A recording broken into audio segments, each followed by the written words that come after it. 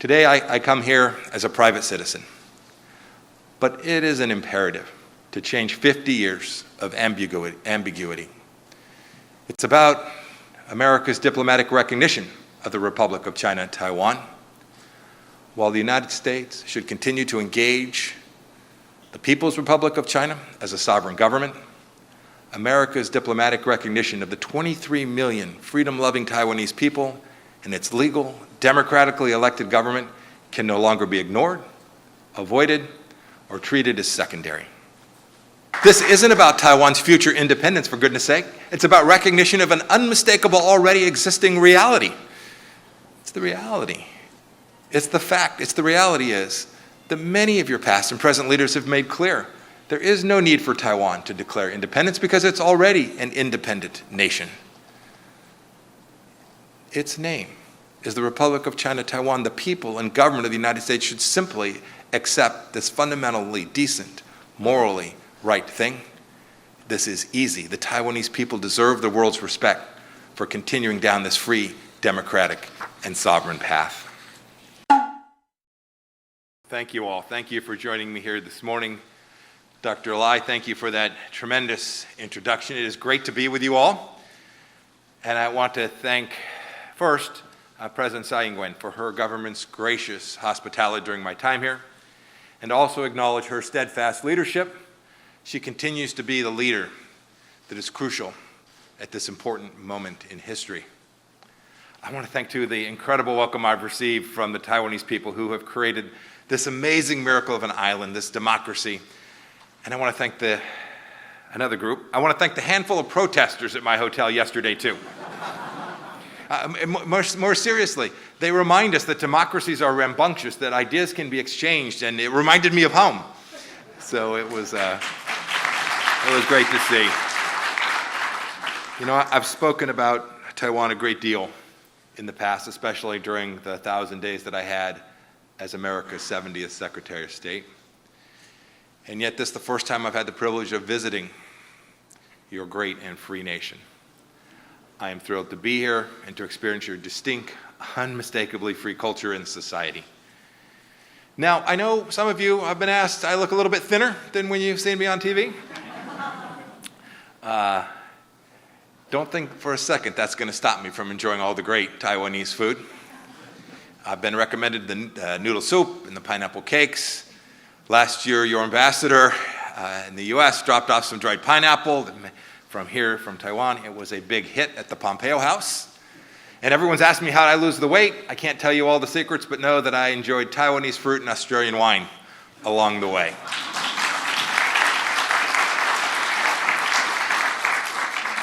Your country is beautiful. It is rich in history and deep traditions. There's so many things I could speak about today. I'm sure we'll have a chance in the course of our conversation when you get a chance to ask some questions. But I want to start by highlighting some of the things that we in America view as the most significant, the most impressive achievements of Taiwan.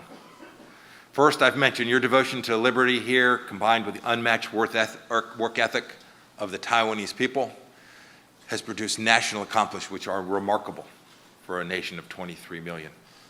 Your free economy is among the most prosperous in the world. Indeed, you grew even in the face of this virus. You're one of the few countries that experienced that continued economic growth during these last 5 years. In fact, last year you experienced the strongest economic growth in a decade. You should be incredibly proud of that. It did not happen by accident. It happened because of the hard work of the people here. You know, even more impressive has been the character of innovation in your economy, spurred on by your free market system. The companies here in Taiwan are the envy of the world.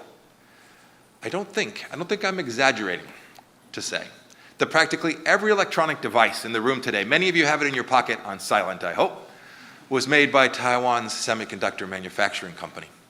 Foxconn makes phones for the world and laptops for the world, and crucial parts for electronics flow from this place to the world that have created so much innovation, so much prosperity, and so much productivity. I could go on, the list does. It's all because of the simple fact that your economy here in Taiwan is one of the most elegantly free in the world, and now one of the most important economies in the world. The United States and Taiwan's economies should grow closer and closer and closer. You know, sometimes I think people here take for granted your existence as a free nation enables economic achievements all around the world. In light of this, it's worth considering the importance of upholding and defending sovereignty of free people, something Dr. Lai spoke about. We know that standing for freedom together is a necessity wherever liberty is threatened. When we lose sight of how important that is, there are real consequences, human consequences. All of us can recite the history from World War II. After the annexation of Austria, Hitler didn't stop there. He wanted the Sudetenland, and after that, he wanted the Polish corridor. He was banking that nobody would stop him, that would value their own peace and security more than the freedom of others, that nobody would stand for freedom until it was too late and he would have accomplished his horrific objectives. We sit in this room today as pictures from Ukraine flood our TV sets. We've seen this in the recent days. Vladimir Putin, a dictator, with absolutely no regard for freedom, decided he would invade Ukraine and begin redrawing the borders of Russia by force, taking land and life from his neighbors. The Ukrainian people have made clear for many, many years they do not want to live under Russia's thumb, and they will fight. They will bloody their invaders. But unless European nations oppose Russia with great resolve and that the West unites, there is risk that this light of freedom will be at risk. We can't let it be snuffed out there. It is not possible. It is not morally right. Make no mistake, Vladimir Putin won't stop in Ukraine. He's told us as much. He won't stop until he's reestablished what he views as the rightful imperial legacy of his regime, Greater Russia. We saw this during our time as well when North Korea threatened the world. They too will continue to provoke, to draw attention, and achieve their objectives through use of force. We can't appease. It creates too much risk. We can't concede liberty. It poses too much of a challenge. Security in exchange for the loss of life is simply not acceptable. With respect to North Korea, we brokered a deal with Chairman Kim. It was imperfect, but it was a deal that we did without appeasing to the regime and creating risk to our allies, created no risk to our allies as well. I hope that this central understanding will continue. Most importantly for our discussion today, how is it that we, collectively, freedom-loving peoples, will challenge the aggression of the People's Republic of China? You know, when the United States engaged 50 years ago with China, President Nixon hoped that free trade and free exchange of ideas would cause the communist dictatorship to be freer and more open. Part of that strategy was based upon the Cold War necessity of defeating a common enemy, the then Soviet Union. This approach imagined a future that hasn't rolled that way. It didn't develop as they had hoped. Reflecting on his opening to China, President Nixon said that America's engagement policy with that communist dictatorship, quote, may have been something that, quote, created a Frankenstein, end of quote. Yet, despite President Nixon's honest and accurate acknowledgement of the failure of a long-term American policy, the policy of engagement, few in Washington proved willing to challenge the threat from the Chinese Communist Party and to reverse direction. I was blessed. I worked for President Trump, who allowed me to reverse that course, to for the first time honestly and transparently challenge the central underpinnings of how the West and democracy can succeed. We made the world a little less naive about engagement with the Chinese Communist Party, an engagement which ultimately cannot lead Chairman Xi Jinping to change his ways. We've learned this painfully, especially you, the Taiwanese people, who've seen it firsthand over the past few decades. You've watched China not become freer, even as it became richer. We began the administration by talking about the broken trade deals, the unfair trade between the West and China, but we soon realized the problems were far more extensive. Consider the current moment that we all face. We should not forget that just this past week, China broke another promise. We all know the promise they broke in Hong Kong. In the China-Ukraine Strategic Partnership, a document signed by the Chinese Communist Party, each promised, quote, to offer support to each other on issues concerning national sovereignty and territorial integrity, end of quote. Another promise broken, this one to the freedom-loving people of Ukraine. The long list of the CCP's malign activity reflects China's Communist Party's vision. We should take them at their word. We should take Xi Jinping at his word for his global intention, for hegemonic dominance around the world. I know for me and for you, the dark future of a world under a communist dictatorship is unacceptable, and we should not empower it by letting them have economic strength to create the next generation of technologies. This is how we can challenge Xi Jinping's objective. It's why I've repeatedly said, and much of the world is now in agreement, that the danger posed by the CCP is the central threat of our time. Our time. America's time. Taiwan's time. As the Secretary of State, I led the effort of the State Department to confront our flawed relationship with the PRC. We tried to do it with candor and reciprocity, with principled realism, accepting things as they are, not as we wished them to be. We renegotiated trade deals. We rallied our allies to confront the CCP. We closed their embassy in Houston, Texas, when they were spying on America. And we recognized the atrocities that were being committed against more than 1 million people in the western part of their country, in Xinjiang. We called it what it was. We didn't live in a fantasy world. We called it genocide and crimes against humanity, crimes that are going on to this day. We sanctioned CCP officials across the board for engaging in violation of human rights. We took seriously our obligation to lead the world in this way. And beyond the State Department, inside the United States, we strengthened our military, and we strengthened ties with nations around the region, with Australia, with Japan, with South Korea, and with Taiwan, to make sure that it was a collective effort to confront the challenge, the military challenges that the Chinese Communist poses to the world. We, outside of the State Department, also put investments, economic investments all across the world, and began the important process of decreasing our dependence on the Chinese Communist Party. This work to disconnect the United States from its deep dependence on important national security matters was important, because our dependency, as you can see with German dependency on Russian oil, poses a risk not only to the nation that is dependent, but on its friends and allies and partners, and indeed to the entire world. You here in Taiwan, you've been awake to this threat, frankly, since the beginning, longer than we have. You're so much closer. The world drew inspiration from Taiwanese people's profound and realistic distrust of the Chinese Communist Party. That's why I keep saying, when it comes to dealing with the CCP, we coined a slight change from President Reagan's admonition. With respect to the CCP, it must be distrust and verify. I found no bigger echo to that sentiment than right here in Taiwan. Indeed, the CCP's intention, its drive, its speaking about control of this place, to impose its dominance here, by force if necessary,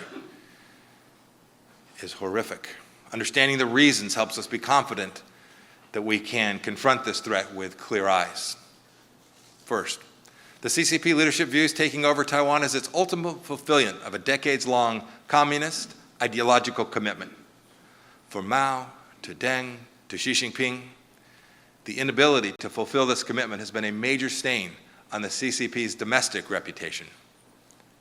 Under Xi, the CCP's ideological hubris has reached new heights.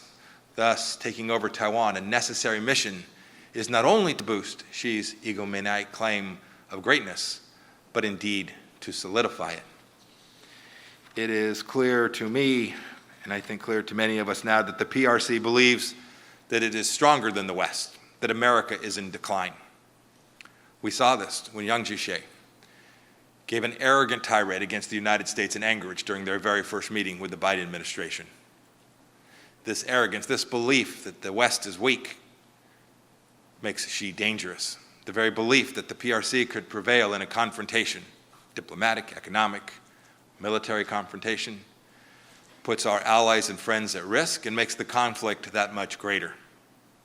And because America is the most decisive backer of Taiwan's freedom, taking over Taiwan would change the global balance of power in the most fundamental ways, decidedly in the CCP's favor. Second, China's saber-rattling against Taiwan comes from fear and paranoia.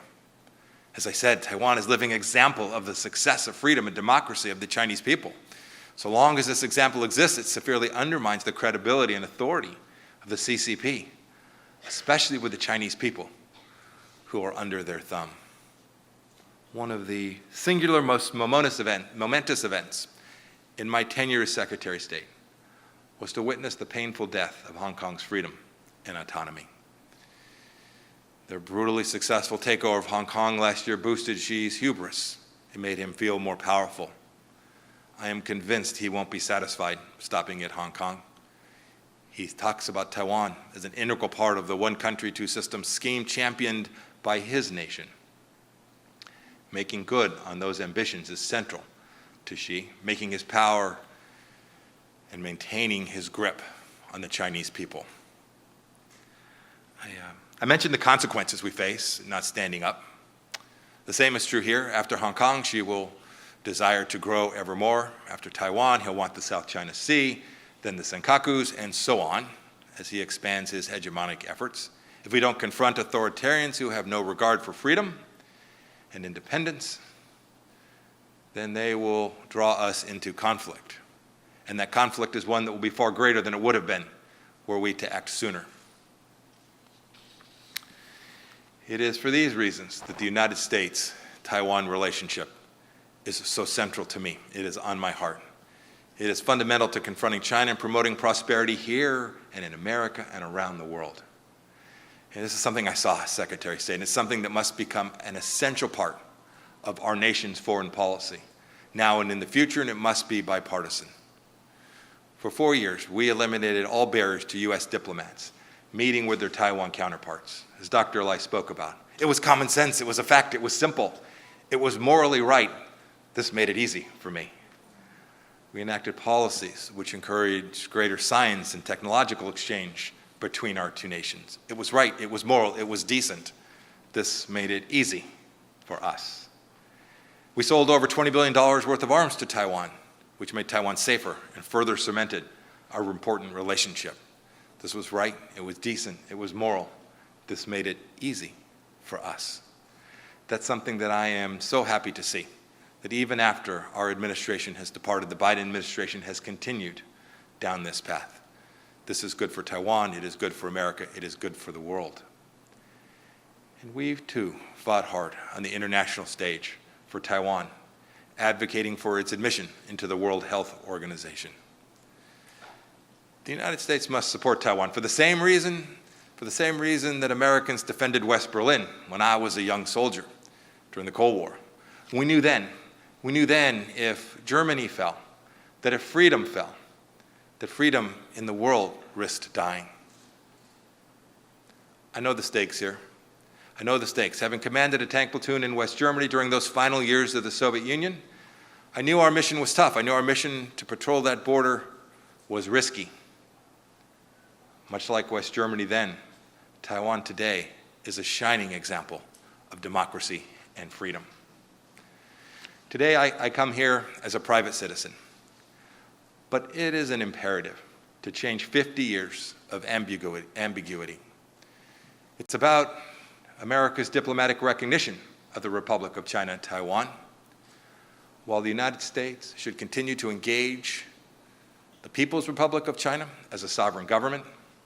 America's diplomatic recognition of the 23 million freedom-loving Taiwanese people and its legal, democratically elected government can no longer be ignored, avoided, or treated as secondary. It is my view that the United States government should immediately take necessary and long overdue steps to do the right and obvious thing, that is to offer the Republic of China Taiwan America's diplomatic recognition as a free and sovereign country.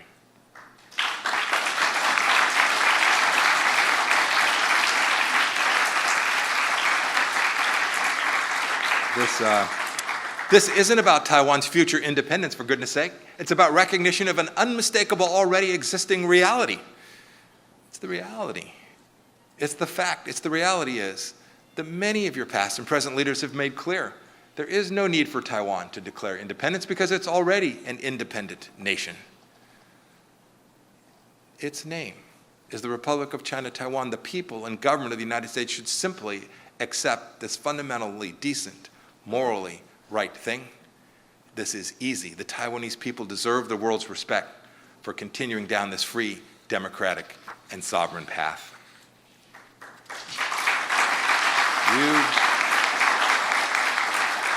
You are the most vibrant democracy in all of Asia and are at the forefront of today's fight between freedom and tyranny. We should support that. I believe that Taiwan must have America's support if freedom and democracy still have a chance to thrive, and I am counting on it, and I believe it will. This is as important for the Taiwanese people as it is for the American people.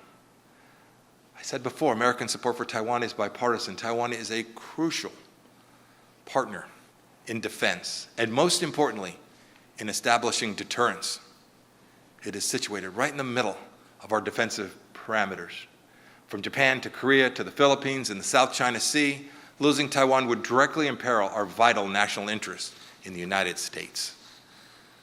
The good news is America is now awake to the threat that China poses, not just to the United States, but to the entire world. The intellectual and strategic traditions which have guided you are now invaluable to all the world. Taiwan has the most sophisticated understanding, richest experiences, and most efficient toolkits to deal with that old foe, the CCP. The rest of this world, for this reason, can learn many things from the Taiwanese people. It is today's global awakening to this CCP threat that has made Taiwan such a proven force for good in the world. Indeed, an inspiration to many people in mainland China as well. If democracy is to come to China one day, which we all pray for, our best and most efficient partner will undoubtedly be the Republic of China, Taiwan. I have one final thought before I take questions. You should know how deeply I believe that the futures of Taiwan and the United States are intertwined. They're intertwined because we love freedom and because our interests, our security, diplomatic, and economic interests are incredibly aligned. We're each committed to ensuring peaceful relations and stability in the Taiwan Straits and indeed throughout the Indo-Pacific region. And we've dedicated ourselves to this commitment. This was at the core of the Trump administration's approach to this crucial area of the world. We know that the security and integrity of Taiwan remains vital to that mission now and in the future. Taiwan and the United States are aligned according to our values and principles. We both fully embrace democracy and free markets. We believe in the inherent dignity of every individual and understand that government exists to serve the people, not the other way around. Today, you, Taiwan, show an unbelievably wonderful example and contribute enormously to the global economy with technology and public health that is the inspiration to so many of us. Whether in Taipei or back home in my hometown of Wichita, Kansas, the flourishing of Taiwan should be justly celebrated, as should the principles that we all share. We must continue to strengthen our relationship together and must continue to work to strengthen it. I know that you will do that. Thank you for being with me today. I look forward to our conversation, and may God bless every person here in this special place of Taiwan. Thank you.